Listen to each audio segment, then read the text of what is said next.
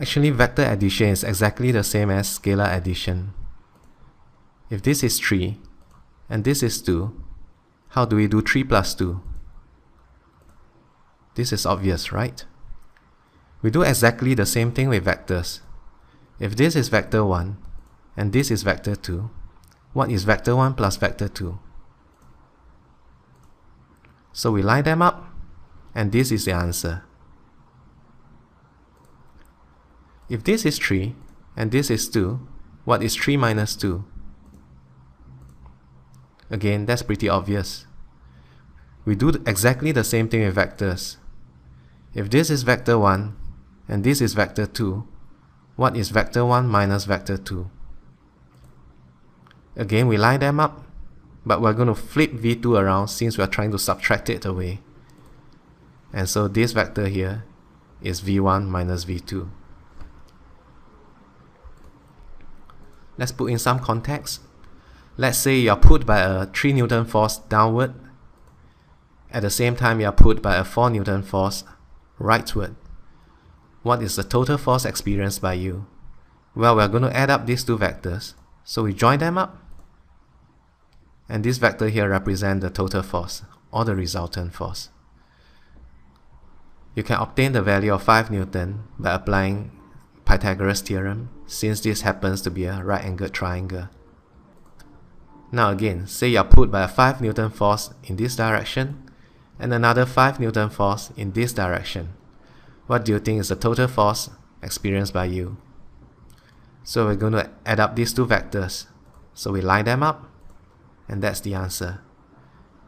Because this turns out to be an equilateral triangle, we can see that the total force is yet again going to be a 5 Newton force, but it's going to be directed in a new direction here.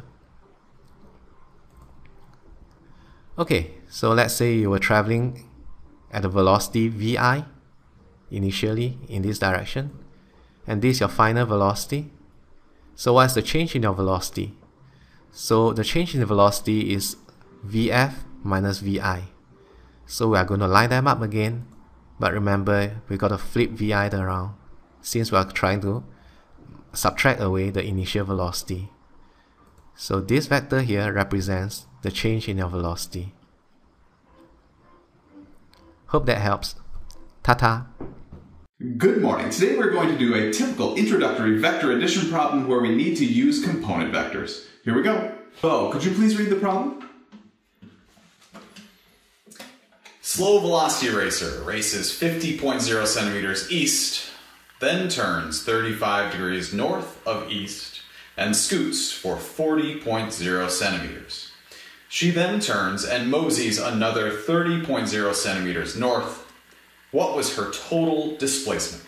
I have named the vectors A, B, and C. Vector A is 50.0 centimeters east. Vector B is 40.0 centimeters at an angle of 35 degrees north of east. And vector C is 30.0 centimeters north. We are trying to find the total displacement for slow velocity racer, which works out to be the sum of the three vectors A, B, and C, which is the resultant vector R. Now, whenever you are doing a vector addition problem, you need to draw a vector diagram. I start by drawing vector A, which is 50 centimeters east, and notice that this vector is an arrow to indicate its direction, and it has a label A with a vector symbol over it to identify that this arrow is representing vector A. I place the tail of vector B on the tip of vector A because this is tip-to-tail vector addition. Notice that B is about 4/5 the length of A because it represents 40 centimeters in length instead of 50 centimeters in length. And we have our angle here, which is 35 degrees north from east, or north of east. And vector C, the tail of vector C is on the tip of vector B. C is northward and is only 3/5 the length of A because it represents 30 centimeters in length. We are looking for the total displacement, which is this resultant vector R, which is the displacement from the initial point to the final point. And the arrowhead goes right here on the final point, again, because this arrow indicates the direction of the total displacement, which is from the initial point to the final point. At this point, we can't use the Pythagorean theorem or because we don't even have a triangle. We could draw a line from the start of vector A to the end of vector B, and then we could use the law of cosines to determine the length of that line, and then we could... Please stop. Absolutely, Bo. I'm sure we could find a way to draw some lines up here and use the law of sines, the law of cosines, all those things to solve this particular problem. I always try to give you guys a general approach that will work in all situations. In the long run, you will all understand it better.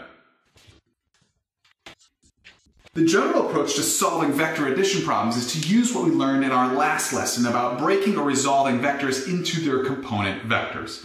Bobby, could you please break vector B into its component vectors in the x and y directions? Oh, right, that's a right triangle, so would be fine. Yeah, we can use sine theta equals opposite over hypotenuse, and opposite the angle is b in the y direction, and the hypotenuse is the vector b, multiplied by b to solve for vector b in the y direction, and b sub y equals b times the sine of theta, or 40 times the sine of 35, which is 22.943 centimeters. Correct. And Billy, how do we find the component of vector b in the x direction? Cosine theta equals adjacent over hypotenuse, or the component of b in the x direction over vector b.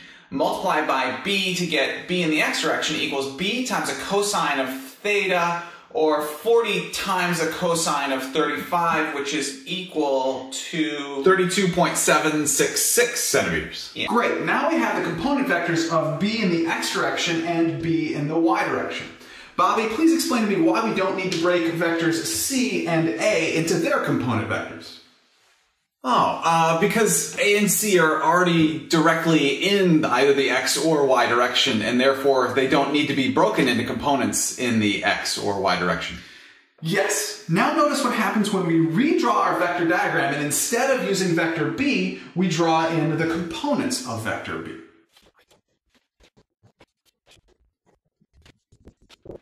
Now we have a right triangle, and we can use and the Pythagorean theorem to determine our resultant vector. Now please notice that I've labeled this angle as phi. This angle right here is phi, which is different than our angle theta for our vector b, because this is the angle for the direction of our resultant vector. Bo, could you please figure out phi, the angle for our resultant vector? We can use tangent phi equals opposite over adjacent, and opposite the angle is c plus b in the y direction, and adjacent is a plus b in the x direction. Taking the inverse tangent of the whole equation gives us that phi equals the inverse tangent of the quantity c plus b in the y direction divided by a plus b in the x direction. With numbers, that is the inverse tangent of 30 plus 22.943 divided by 50 plus 32.766, which works out to be 32.606 degrees, and my calculator is in degree mode, so I know I'm right. Yep, the angle of 32.606 degrees will give us the direction, and now we need the magnitude. Bobby, could you please find the magnitude? We can use the Pythagorean theorem, so a squared plus b squared equals c squared, or the resultant vector squared equals the quantity of a plus b in the x direction squared plus the quantity b in the y direction plus c squared. Taking the square root of the whole equation gives us the resultant vector equals the square root of, again, the quantity of a plus b in the x direction squared plus the quantity b in the y direction plus c, that quantity squared. With numbers, that is the square root of 50 plus 32.766 squared plus 22.943 plus 30, that quantity squared, which works out to be 98.251 centimeters. With 2 sig figs, the resultant vector or total displacement of our slow velocity racer is 98 centimeters at an angle of 33 degrees north of east, because this angle phi is 33 degrees northward from east. Any questions? Nope, thanks. I'm good. In that case, let's review. We started by giving our vectors names. We then drew our vector diagram, which had arrows and labels for all of our vectors. We broke vector b into its components in the x and y direction. Then we redrew our vector diagram. And because we had a right triangle, then we were able to use the Pythagorean theorem and SOHCAHTOA to solve for our resultant vector. Thank you very much for learning with me today. I enjoyed learning with you.